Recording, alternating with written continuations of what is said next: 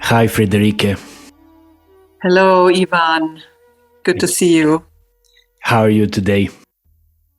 I'm good. Very, very good. I had a nice walk in the woods. We had snow today. It was all white and quiet and beautiful. Nice. Well, I'm very happy to do this conversation with you because I wanted to say in the beginning you were one of the inspirations for me to start this whole project. I mean, during our SME courses, when you would answer different questions and give all these interesting insights about movement and consciousness and how it reflects on our humanity in general, I always wanted, I want to ask more. I want to talk more about this. I want to listen more. So I'm very happy to have you here today and that we get to do this. Thank you. Thank you. I'm also happy. I'm curious. Yes. What will evolve? So I would like us to start by you sharing a bit of your personal history of how you became a movement researcher and a teacher, and also about the part what inspired you. Do you remember a specific moment that was like an internal impulse? I need to pursue this more. There is something hidden there that I want to discover. Yeah, that's always an interesting question, like where to begin this, where is something starting?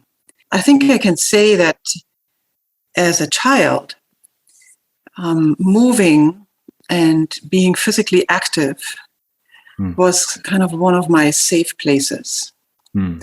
Was one of the places where I felt like assured of myself, of also abilities, like being able to do something, to move myself, to move things around, to kind of be physically strong.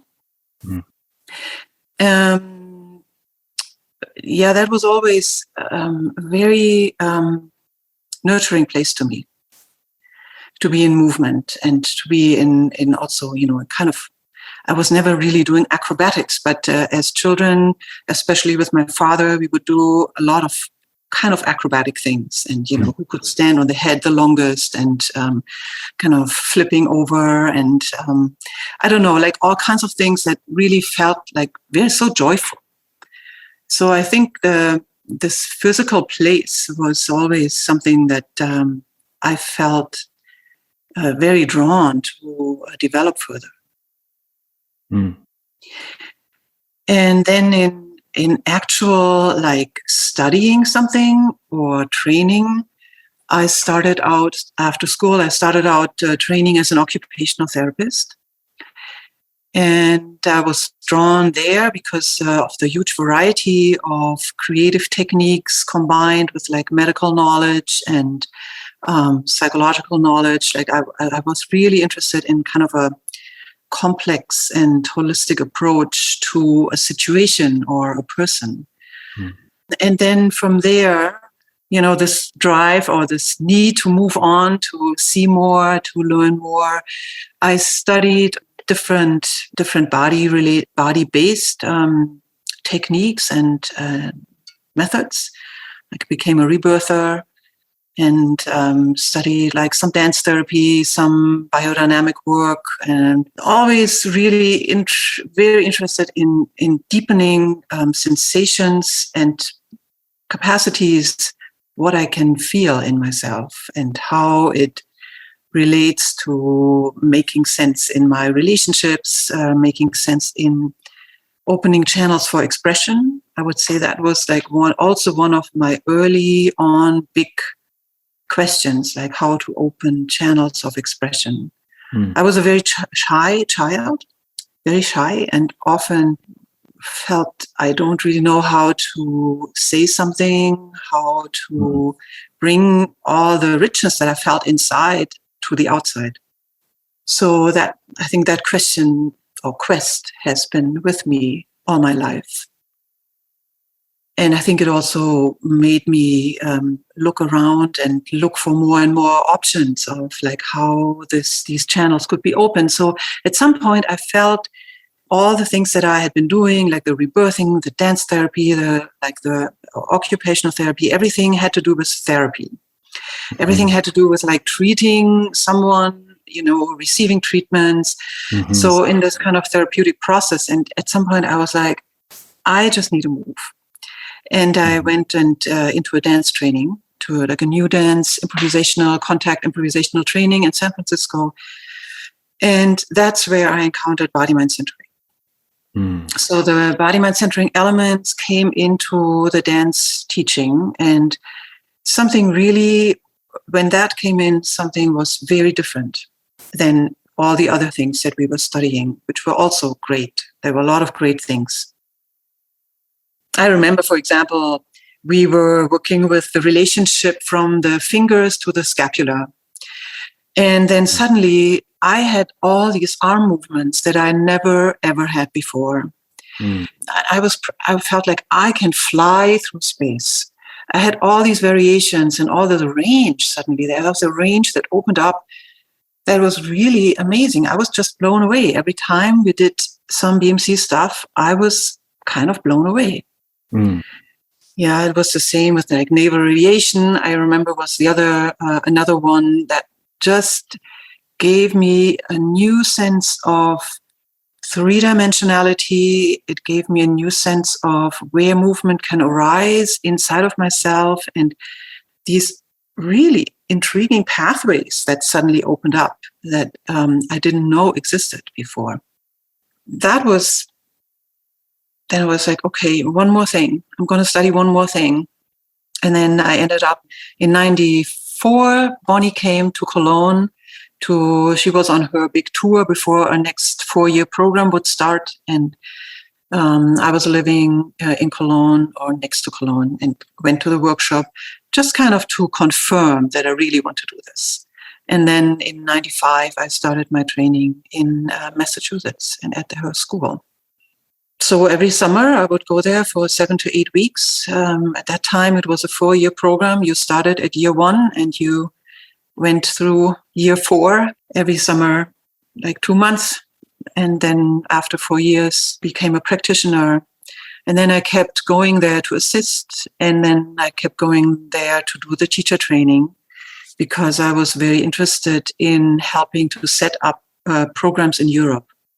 At that point, there was a program in Amsterdam for one training cycle, but other than that, all the training was in the US, and lots of Europeans traveled to the US. So it was there was a big interest to set up a European program, and I was very interested in helping to do that. And that started in 2003. We started a program in southern Germany with that was the first certified program happening in Germany. And yeah, and maybe just to add, and since then it's been, we ran this first cycle, and then after that, lots of different organizations in different countries in Europe started to offer the trainings. And Jens and Thomas and myself, we started Moveus, which now still is the program offering the programs in Germany. Yes, I really like this idea that you mentioned about freeing our creative potential and creative energy. And it's really, I felt that as well, as if we are not aware of our own creativity and potential that is hidden inside of our body. And then when we go deep into the body and really lighten all these places that are kind of in dark before that, all this creative energy starts bubbling and releasing, and it's a really empowering process. Would you say that is the process of embodiment? How would you define embodiment? And is the very embodiment the release of creative energy? That's a beautiful question. I don't know if it's exactly the same, but I think if I imagine or if I go to this place of the bubbling creative energy and the desire to release it and to give it expression and shape and visibility and audibility, I have this a similar sensation than when I go to this process of embodiment, which is like in the moment where I land in an embodied place, I just I release control and I allow myself to be informed from the depth of my experience. And in a creative expression, I would say it's the same thing, like a deep connection to this desire of sharing something that doesn't come from me thinking or imagining, but it comes from this visceral place of experiencing something, feeling something, being deeply connected to something. In that sense, I feel it's a very similar. I don't know if it's the same. Maybe it's the same. I feel like when in an embodied moment, like the way that we describe it in BMC, that you from an idea, a visualization, an image that gives you direction, that gives you a connection to a place inside, then to find sensations in that place and to become more aware and to really feel that the tissues awaken the sensations in the tissues, so that at some point then I don't need this looking from the outside anymore. I can just experience the tissue from the inside. So this, I feel it's a very similar movement to a creative expression. It's always a creative expression, I feel. Yeah. Recently you published like an introduction video on the new Moveus website, and you say a very beautiful sentence there.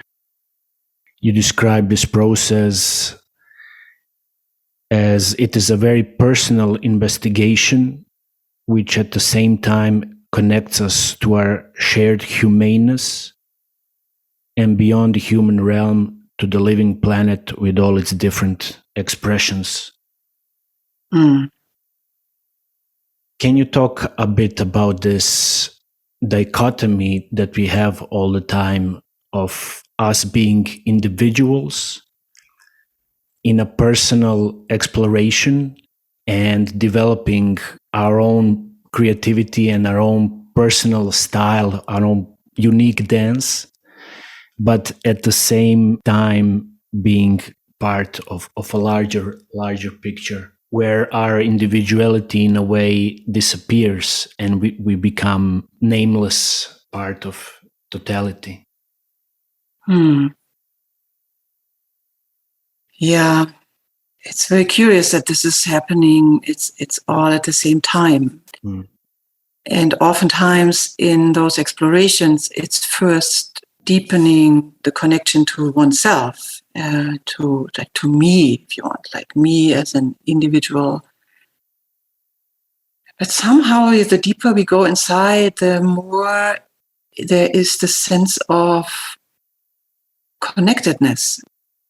The way I'm made up in my physical being is very, very similar to the way that you are made up and everybody else on the planet is made up. But it's also pretty similar to all the animals, how they are made up. And the process of growth and of development, of unfolding, seems to have very similar patterns, no matter where we look. Even if we look to the plants, there's a lot of similarity. And even if we look at the planet as a whole ecosystem, or, as an organism, if you want, there's a lot of similarity. And also on a very, very concrete physical level, there is enormous exchange between my physical entity and the physical entities around me. I'm eating plants, I'm eating animals, I'm drinking water, I'm breathing air. I'm giving away, I'm giving out my my excrements, and I'm breathing out. So that again is taken in by something else and transformed, and at some point probably comes back to me. So if I look at it in this way, it's like almost impossible to see myself as isolated entity. Mm. And then I also feel that when we are practicing body mind centering with many people in a space, and everybody goes into the embodiment of a particular structure, we come to a place where at least there's a big overlap of shared experience that feels very similar to everybody in the room. Mm. And then there is also parts that are very unique maybe to individual people, but overall there's like a field that gets created that we all, usually everybody, can agree that this is the quality of whatever we are embodying. Mm-hmm. Which is also how this work developed. Bonnie, as the initiator and really like visionary in unfolding this approach, always explored this with many people. And it's by exploring with many people that the essence of what we call maybe the qualities or the mind of the system can be described, because this can only be done if many people contribute, and we can filter out what is really the kind of the common ground for everybody, and what is the more individual like additions or variations that we have. And also I feel when I experience this connectedness with either a lot of people or just also in nature, it's such a relief. It's such a relief to not have to be so important or not have to be, not have to figure it out by myself. Mm. And it's also, I feel I get more of respect for creation as a whole. Right. It puts a lot of things into a very relative place. Mm. So for me, it's a very sane thing to take this view, and not just as a view, but as an experience that I'm just part of a bigger picture. Yes. One of the most valuable things that I experienced just being in a community of people with in a shared exploration is this support.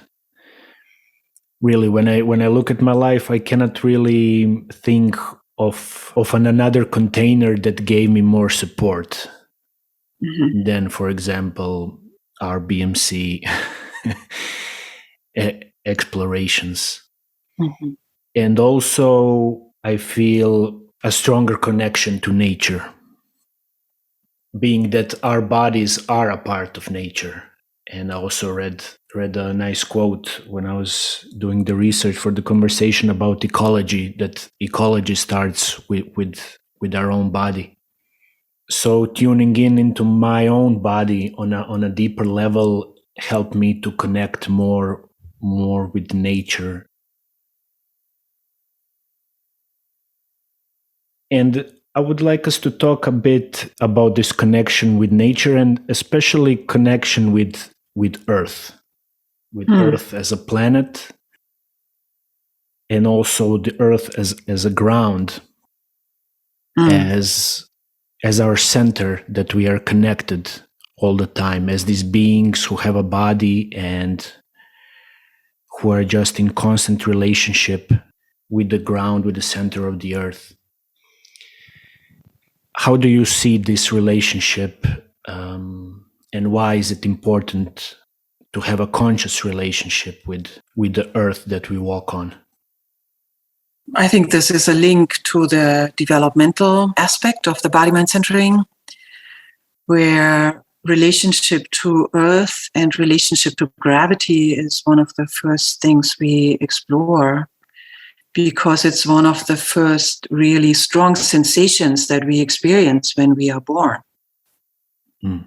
When we come from a water world, inside of the womb, this moment of coming onto land, coming from the water and onto land, and where we get to feel the full weight of our bodies. Mm. We get to feel the full weight of our bodies because gravity puts this sensation through our tissues in giving us a direction that goes to the core of the planet. So this constant information that gravity is providing of orientation towards the core of the earth, then what do we do with this sensation of weight and direction, where every cell in the body receives and feels this direction? We can surrender to this direction. We can surrender our weight into the ground and really allow ourselves to be connected to the core, which then really gives us a depth of, establishes a depth of a relationship with the ground that allows us to rise away from the ground, because we allow ourselves to deeply be connected into gravity and to the earth. We also have then a pathway to go up. Mm. So in BMC, we talk about yielding. Yielding, meaning allowing oneself to really deepen into the support, to deepen into the support, and the earth is our first primary partner. And even if we are held on, like on our parents or caregivers' bodies and arms, like through their body, we still are connected to the earth. That's our primary ground. And so we first have to really be with this primary ground before we can go somewhere else. And that has a lot to do with feeling and allowing oneself to feel one's own weight, to not try to pull away from the earth, but to sink in. And it's not collapsing. It's not like being like a sack of potatoes. It's deepening, and in the deepening, there's a lot of fluidity. There's like my weight goes down, but I also feel the ground coming up. So there's a dialogue. Through weight and gravity, we get into a dialogue with the earth. Mm. And that's beautiful, especially this word yielding. I don't know, in Croatian there is no equivalent really to this word to describe this gentle surrender, which allows then the lightness to arise.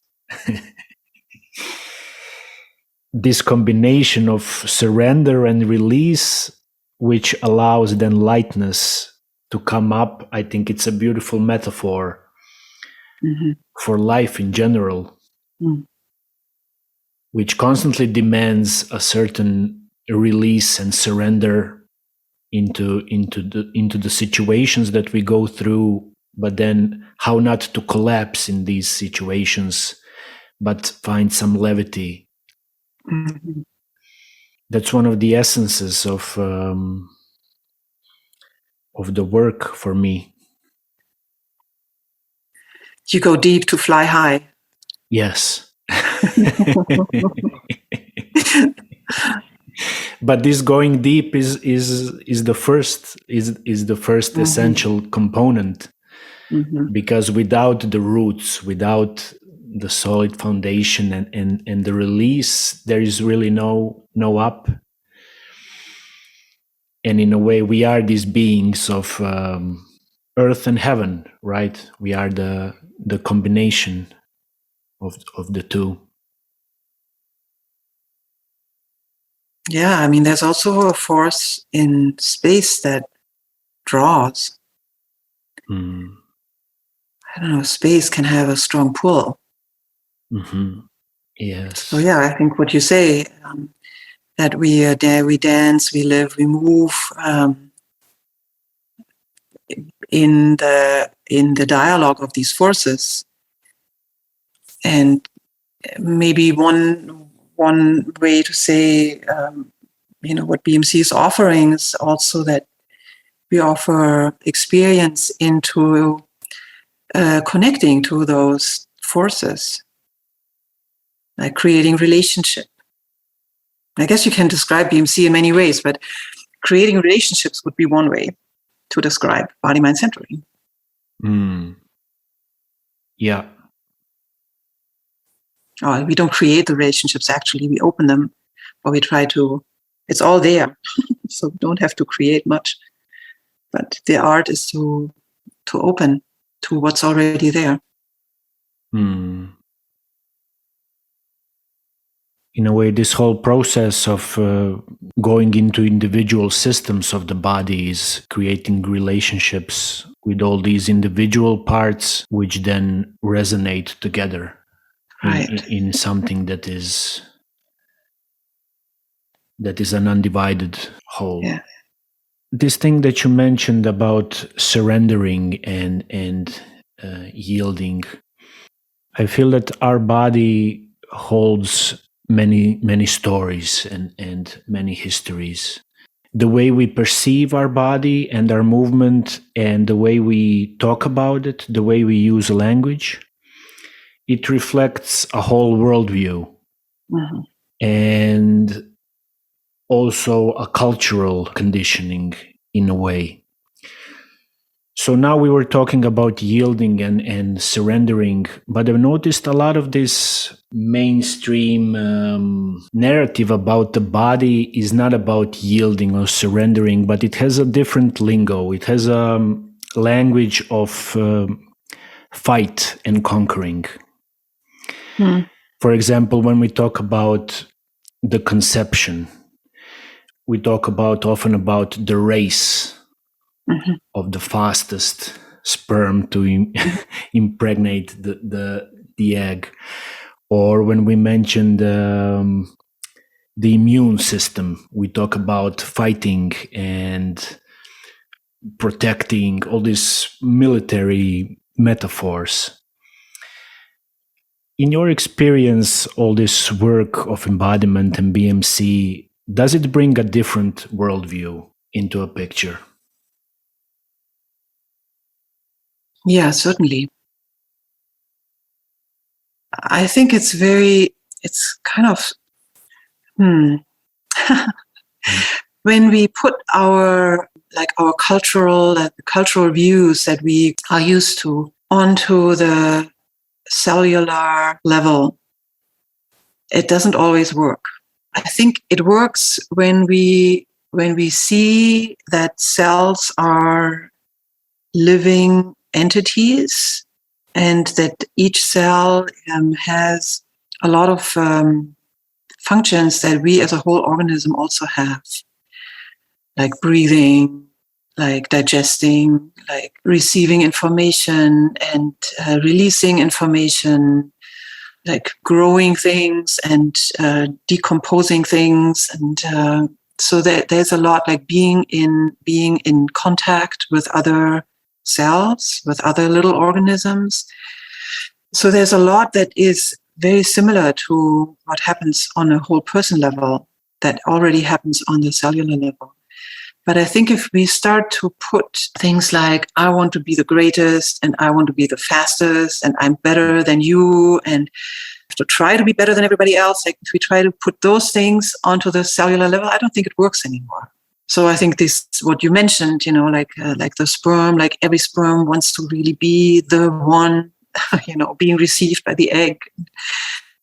And the role of the egg, this idea that it's completely passive and whoever goes there first will penetrate and go in, and that's that. So there's a lot of questions, obviously, and sometimes like then we talk about like, oh, well, the egg can also make a decision, right? Like not necessarily the first one is let in. Maybe it's the 15th one, or who knows, But in a way, it's also another idea. Maybe I like that view better than the fastest sperm wins. I think it's very interesting. Sometimes it's fun to put these ideas or ways that we think the world works onto the cellular level, but oftentimes I think it doesn't work. So I don't know, Then we go and if we don't know, then we can try to embody the structure and be open to what is the experience that comes from there. What's the movement? What's the quality? How does the little movement create channels for a larger movement? I mean, also you mentioned the immune system and how it seems in the cultural language, it seems to be this place where we fight the other. We fight the foreign. We keep things out. And part of the immune system is, doing that, is actually identifying what is harmful to our system and eliminating it, breaking it down, keeping it from destroying or infiltrating our cells. But a lot of the immune system is actually exchanging with the outer environment and is constantly also allowing things in, because we cannot survive if we would completely separate ourselves from the outside. I mean, we wouldn't be able to take any nutrition in anymore. Like in our intestines, like a huge amount of immune cells and cells that are not even part of our body, but working together with us, help to distinguish what can enter into our bloodstream, what can enter in our system, and what cannot enter into our system. We collaborate with millions and millions of microorganisms to find out what is good for us and to prepare what is good for us in a way that we can actually receive it. So it's a much more a very intelligent system of collaboration than a system of defend. And if it's a place of learning, it's like that's where we learn. We encounter something that we don't know yet. And by exploring it, we can understand something that we have not understood before. And how would we ever learn something new if we don't enter into new territory, if we don't allow something to touch us that has never touched us before? Right. And at the same time, we need to distinguish, like some things we don't want to touch us. Or they touch us and we say, okay, to here and no further. So it's this dance. It's not a rigid wall. It's not, this is me, this is my wall, this is inside, this is outside. But along all these membranes that we have that are in direct contact with the outer world, and that's our skin, but that's also our lungs, that's also our digestive system, where we already take something into inner spaces, but it's still kind of outside. And then we decide along those membranes, we decide like what goes in, what goes out, what stays out, what stays in. And then even within the body itself, some things we want to have there and some things we do not want to have there. But the flexibility is essential to be able to respond. So if we make ourselves rigid, we have actually less capacity to distinguish what is useful and what is not useful. Right. And with the immune system, which is also very, very strongly related to the autonomic nervous system, it's not very helpful if we end up in a super alert state whenever something unknown we meet something unknown. Mm-hmm. Because in the super alert state, we have less possibilities to respond. So how do we balance between the alertness and the grounded relaxedness, the resting place? And how do we bring like a restful place into a place that's awake and alert and responsive to make a decision? Right. Again, I see the connection with the surrendering and yielding that we were talking about, and how from that place we can make a creative decision, which is not rigid, but every time it's new. Yeah, I agree. There's some fullness that arises through yielding, through letting go and surrendering, through feeling my weight and my fullness and this full ground. Obviously, I don't always have the capacity to have it ready with me, Right. but it's helpful. It helps to make decisions. Yeah, come from a fuller place, come from a maybe more fully informed place. Nice.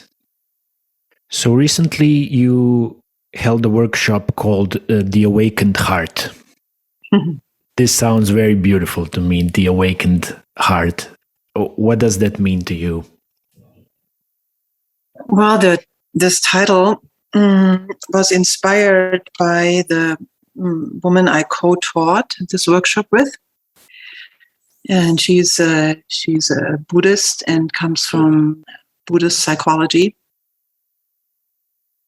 And in this workshop, we combined the body-mind centering approach with the approach of contemplative psychology.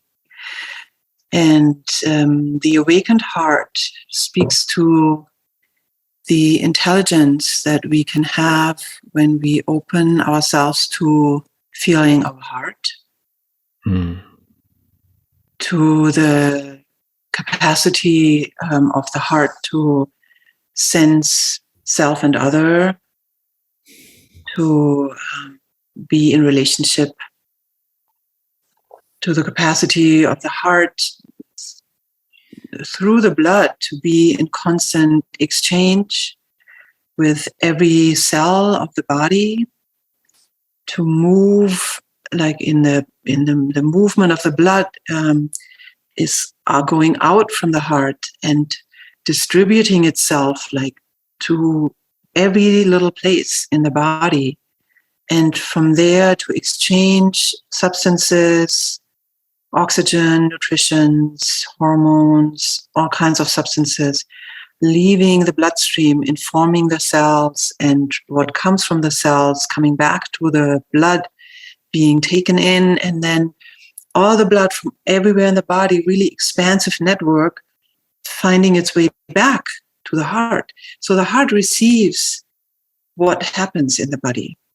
The heart receives the results, if you want, the composition of what happens in different places of the body. It's like a sensory organ. Right. And it's an amazing, I find like amazing tenderness, and the heart being a place from where we can easily develop a feeling with whoever we are present with. So to have compassion.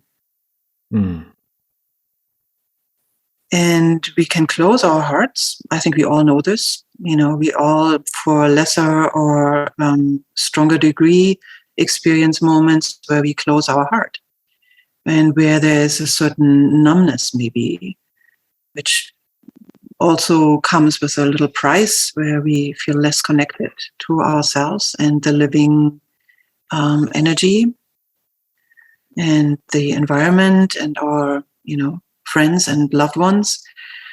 everything is a little dampened. So I believe by embodying in a body-mind centering way, embodying the heart is a very strong and powerful tool to also connect with those very, now I want to say deeply human, but I'm not sure if it's only the humans. I'm sure there's other, their compassion goes beyond the human realm.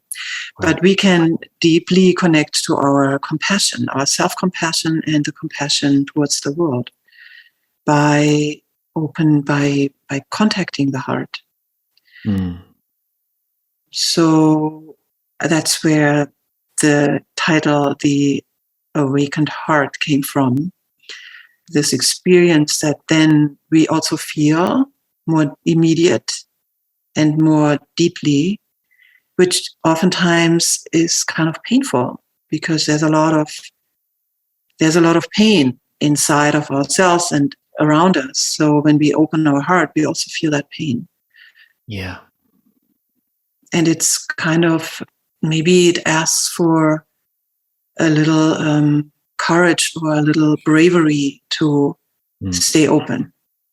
Yes. So we were exploring those kind of questions and how connecting to our heart, connecting to the bloodstream, connecting to this place in ourselves that can support our staying open or noticing when we close and reopen. There's nothing wrong with closing. I think to notice and then to know how to connect back is the practice. Yeah. Because in a way it's a constant modulation. Heart opening and closing, and right. I just love this title, The Awakened Heart, because the first impulse that it awakened in me was having this feeling of the heart as a sensory organ. Yeah. At the point awakened and then ready to be present with whatever arises. And that's the opening of the heart. But it really gave me this feeling of a sensory quality. I related that to my own experience of my own, let's say, spiritual practice, which is constantly trying to look at the world from this heart space. And I know the difference when I'm only looking with my eyes and my frontal lobe, and when I lower my consciousness into my heart and then look at the world from that place. Right. It's a completely different perception. Something much more clear, much more awake. Yeah.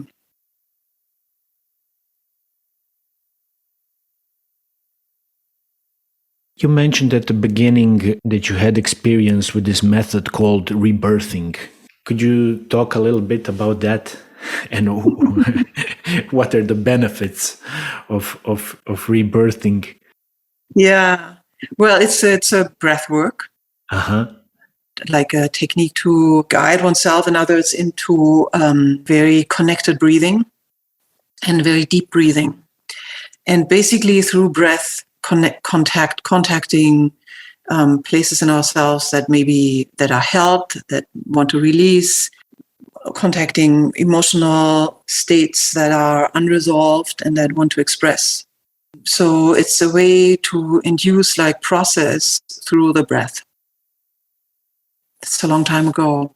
It's like 30 years back that I studied this, and it's not really so much in the foreground of my present exploration anymore, but sometimes I do, of course, I'm also informed from those experiences, which were powerful. Yeah, there was also, shamanic elements in there. And the breath is a powerful tool and used in so many traditions as a central pathway to connect to the physical and to the spiritual. Because it's this very physical movement of taking in air and from the air, the oxygen that just gets distributed to the cells, and the movement of our internal breathing and our lung breathing is constantly happening in exchange with the plants. The carbon dioxide I'm exhaling is inhaled by the plants because they need that. And then they exhale the oxygen, which I will inhale.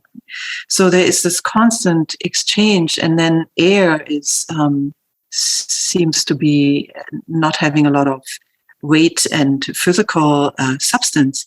So there's this kind of etheric quality that also connects to more spirit quality. So the breath is continuously weaving between this more spirit and more physical realm. And in that sense, is an incredible horse to ride in this connection. And I think this rebirthing practice is applying it in this way. So, there was a lot of shamanic elements in there in this training, but there was also just using the breath in connection with nature.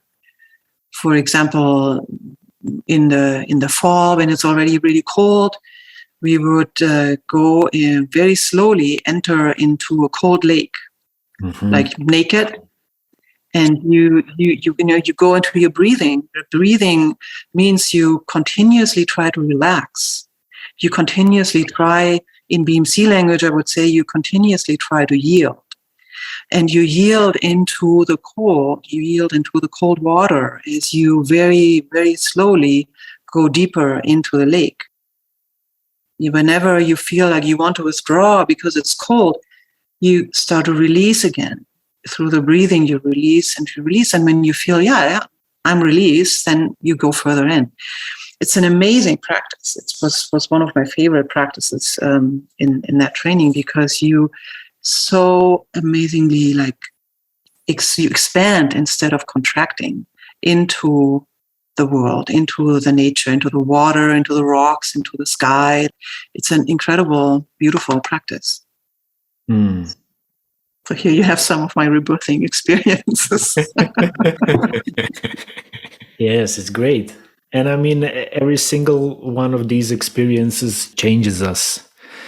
And then if we leave it behind, and it's just a part of our lives somewhere in the past, but it's like a step. I see it as a series of stones on the river, and then you just hop from one to the other, and every one of them plays a certain part at a certain time. Yeah, very much. It's a deep, deep information. Also, decades later, I can very deeply resonate with the experience. Yeah. Now that you mentioned this shamanic element, and that always interests me, because shamanism was one of my entrance points into the body. Do you see shamanic elements in the very practice of BMC? Not outspokenly, I would say, because BMC is not really in a shamanic tradition.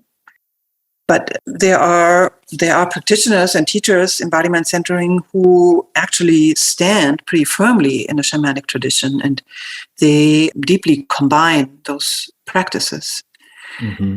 So I think to me, most of these experiences had a very deep element of gratitude towards the creation.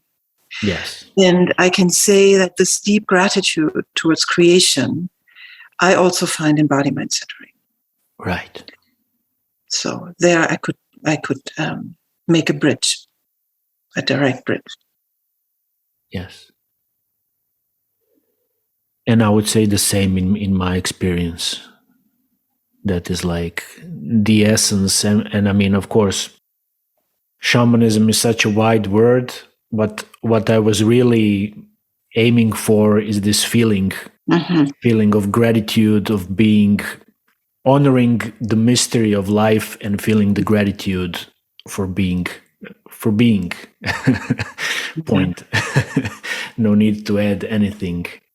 Just this feeling of being alive and being the part of the whole as an individual. That's for me is the deepest shamanic experience that can be achieved, and body mind centering very much activates that in myself, especially embryology, I would say. Yeah.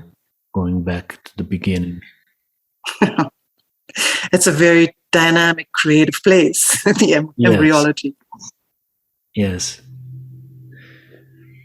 In the formation of the body-mind centering as a system, I read and heard that an important element was Bonnie working with children with developmental challenges.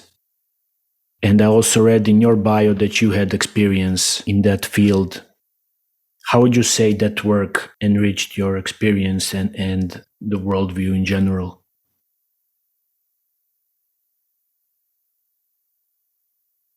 I think whenever somebody is not within the realm of what we call normal, we can try to fix that. So there's the challenge how to relate if another person is not relating in the way that we are used to. If they come from a different place, if the expression is not what we usually see when we meet somebody. But there's a lot of expression. And then it can be super interesting, and it certainly is a deep learning to find out like how to meet someone. Mm-hmm. We all show things to each other. Like somebody might be able to, do something that I can't do, or express something that I had not thought of expressing. But as a potential, it's also in me. I might never do it, but maybe I will. So I think different ways of expression they also stirs something in myself when I meet that person. So in that sense, I find there's a lot to learn. I mean, there's a lot to learn in every encounter that we have. But sometimes maybe it's more drastic if a person is coming from such a different place, where either some ways of expressing are not available, but maybe others are much more available. So there's a lot to learn about oneself by being with someone who is coming from a very different place. Yeah. And then maybe it can be for both of us to find new pathways. And then Bonnie always called the children her teachers, because being with those children really showed her many foundational qualities and relationships that are true for all of us. Mm-hmm. And I think a lot of the developmental work would probably not be so rich. I think the developmental work in the BMC is so incredibly rich and so layered. And I don't think that would have happened without this information of the children. Yeah. To find new questions. Exactly, yeah. To find new questions along which to explore. Mm-hmm. How important is this notion of constantly finding new questions? Sounds kind of stressful when you say it this way. We constantly have to find new questions. We don't have to do it. They just arise by themselves. Yeah, right. I feel in a way we are explorers, and there is really no end, no final point in this exploration. It's just going somewhere with the attention, with focus, with consciousness. And it's so vast that another field opens up and another question pops up. And in a way, we are never finding the final answers. We are just trying to make up a puzzle out of it. Right. Yeah. Right. Yeah, exactly. I mean, the questions give direction. You talked about direction and focus and exploration. So I do need direction. And the question is probably, if I'm interested in the question, then it gives me direction. Right. If the question is not interesting to me, then, I just leave it be. I don't have to pursue it. But if there is something interesting in the question, then it kind of stirs my curiosity, and the curiosity will kind of guide me to explore something. And then on the way, I might find some answers, but usually also more questions. And as you were saying, there's no end. Luckily, I don't know what would happen if there was an end. Like maybe everything would implode, or Game over. Game over, exactly. Yeah, I mean, Bonnie makes often like stresses that she doesn't want to answer questions. That it's not about finding the answer, but how the question leads us into exploring something new. And I find it also very liberating that I'm not looking for an answer, but I'm exploring a question. That's very different. If I explore a question, it's very different than looking for an answer. There's a very different quality. It's kind of practicing this attitude of following questions instead of trying to have an answer that can fix something. Beautiful. And you were talking earlier about developmental work, and also you're also IDMI practitioner. Yeah. And this brings me, for example, to, let's say, ontogenetic course, where we go back to these early periods of being a child who is in this constant exploration without looking for a concrete answer, but just trying to figure it all out. What is this thing that surrounds me, and who am I, and what is everything else? What is the most important thing that us as parents need to provide for children in their early upbringing? What are the qualities that are important for development? And the second part of the question is, what are these qualities that we should nurture as grown-ups?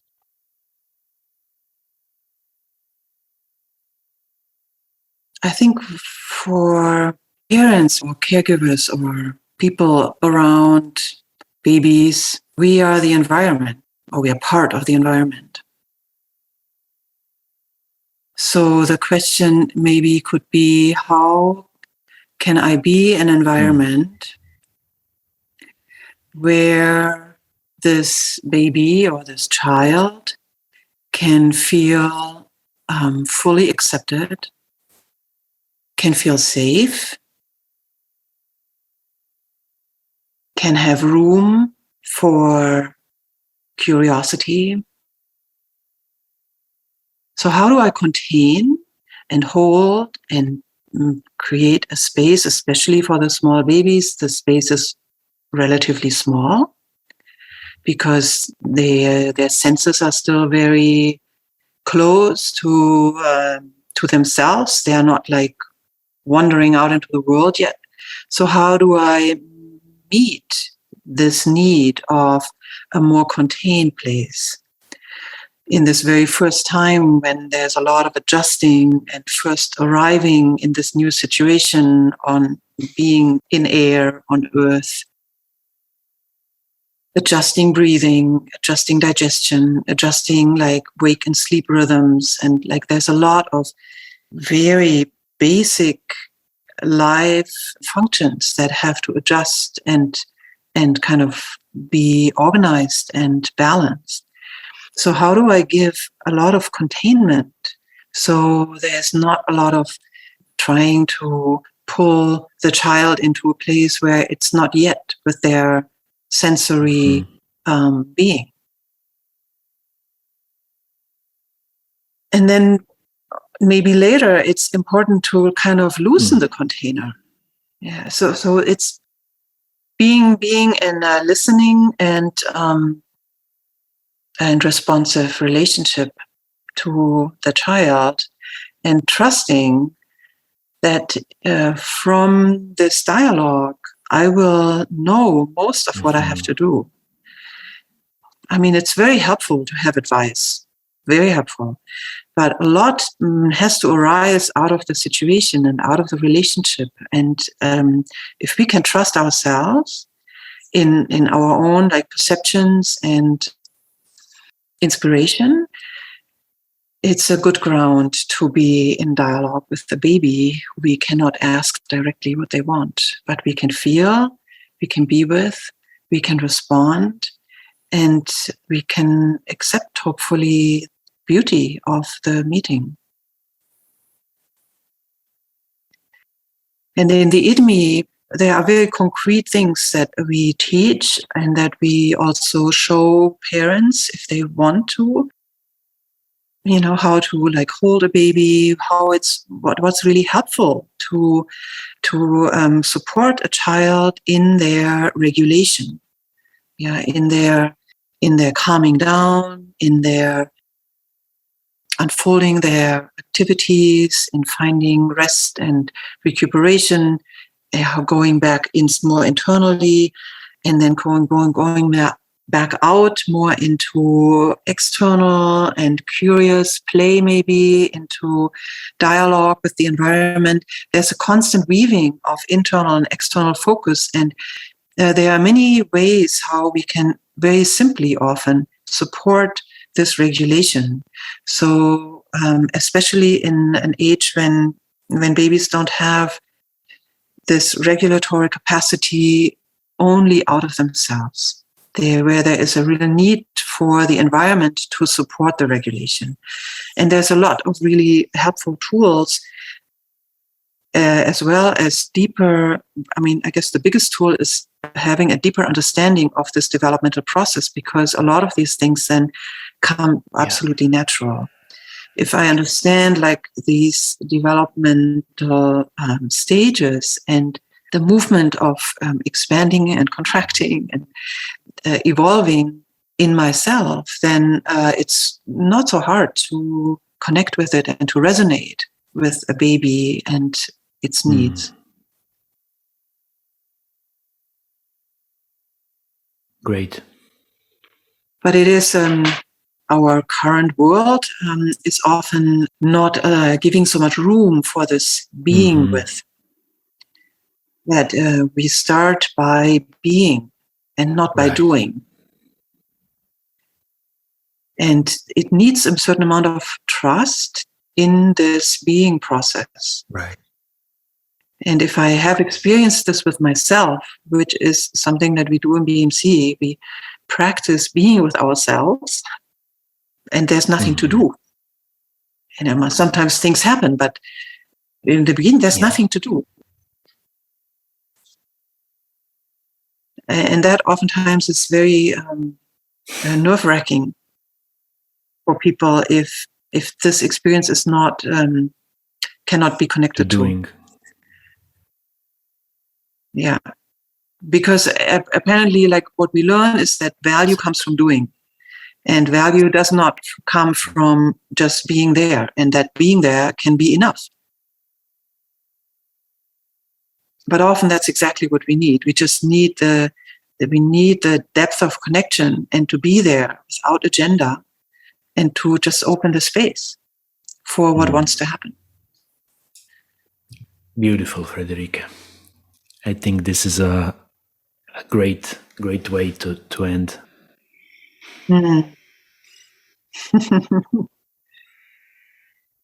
Thank you so much. Thank you so much. We could go on and on and on and on. Yeah, it's fun. Thank you. Thank you. I really have a good time speaking with you, Ivan, and thank you for the Nice. invitation. So maybe we do a part 2 sometimes. Yeah, I'm happy to do Great. that. Let me know when you have your questions ready. I will.